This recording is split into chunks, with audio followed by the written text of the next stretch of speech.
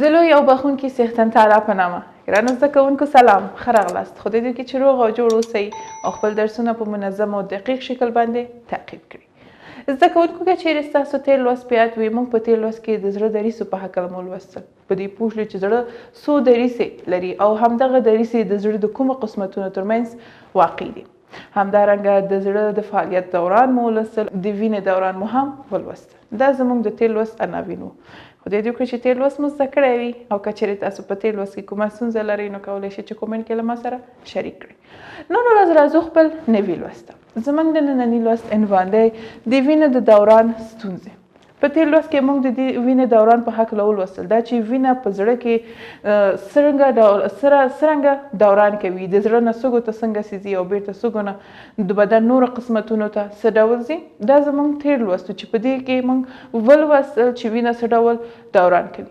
اوس راځو دا لولو چې د وینې د دوران په ترڅ کې کومې ستونزې موږ ته پیښیږي او یا هم رامنځته کیږي او د همدغو ستونزو د جلوګیري لپاره او یا هم مخنیوي لپاره باید موږ څه او یا هم کوم کارونه وکړو. ویل کیږي چې هر کال په سلګونه زره کسه د چاغوالي او د وینې د لوړ فشار له امله مري. چې دغه ناروغیګانو د کوم ستونزو له امله پیدا کیږي؟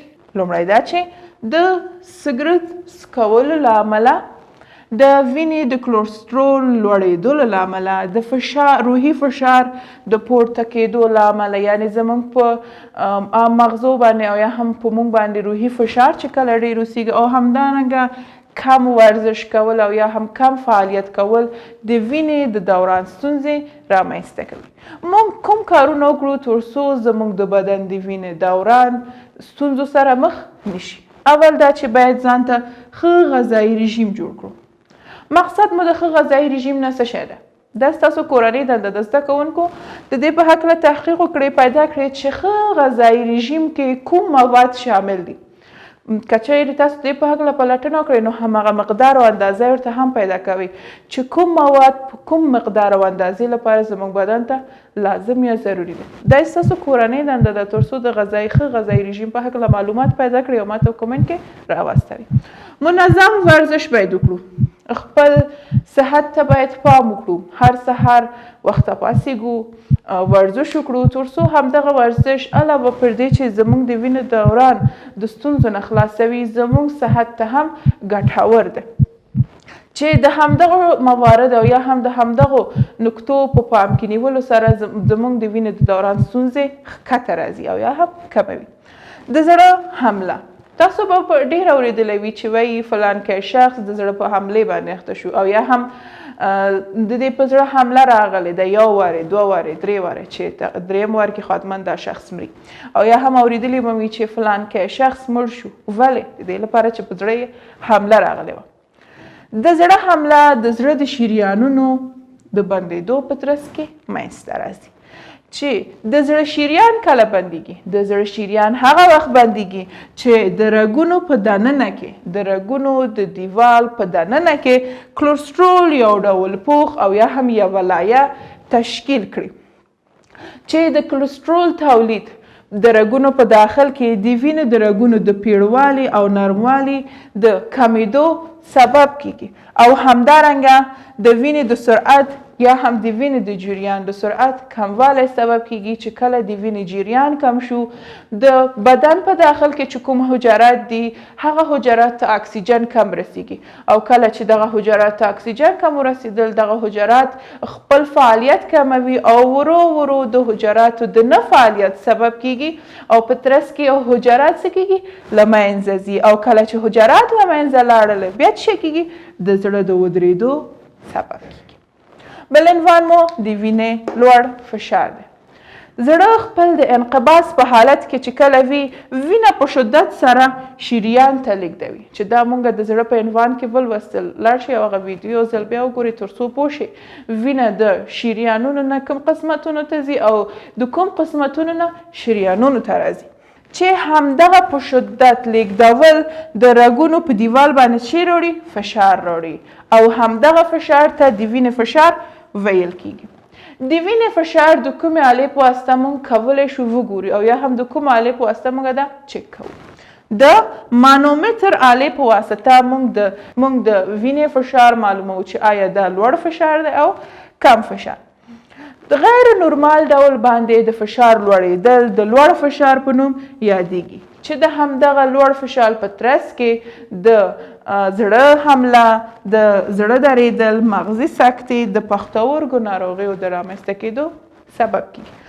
دا هم هغه دوه ناروغۍ وي چې وینې د دوران ستونزو په ترڅ کې موږ ته پیدا کیږي.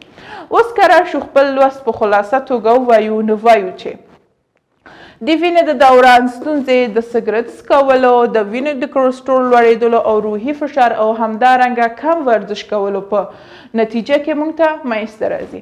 او د دې لپاره چې وکولی شو خپل د وینې د دوران جریان او یا هم خپل د وینې دوران ستونزې کمې کړو، باید ښه غذایي رژیم په نظر کې ونیسو او همدارنګه ورزش وکړو.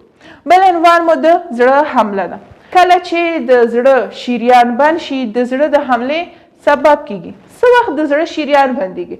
هغه وخت چې وینې د رګونو په داخل کې کلسترول یو لایه او یا هم یو پوښ تشکیل کړي چې د کلسترول د تولید د رګونو په داخل کې د وینې د رګونو پیړوالی او نرموالی کموي او همدارنګه د وینې د جریان د کموالي سبب کیږي. کله چې د وینې د جریان کم شو دا د دې سبب کیږي چې حجرات ته اکسیجن کم ورسیږي او د حجرات ته چې اکسیجن کم ورسېدل د دې د فعالیت کمیږي او ورو ورو همداسې د حجراتو د له منځه تللو سبب کیږي چې بیا د دې په ترڅ کې زړه ودرېږي. بل عنوان مو د وینې لوړ فشار دی. زړه خپل د انقباض په حالت کې چې کله وي وینه په شدت سره شریان ته لیږدوي او دا د رګونو په دیوال باندې فشار د راوړلو سبب کیږي چې همدغه فشار د وینې د فشار په نوم یادېږي. او د وینې فشار او یا هم لوړ او ښکته فشار موږ د مانومتر په نامه د یو آلې په وسیله چک کوو او یا هم ګورو.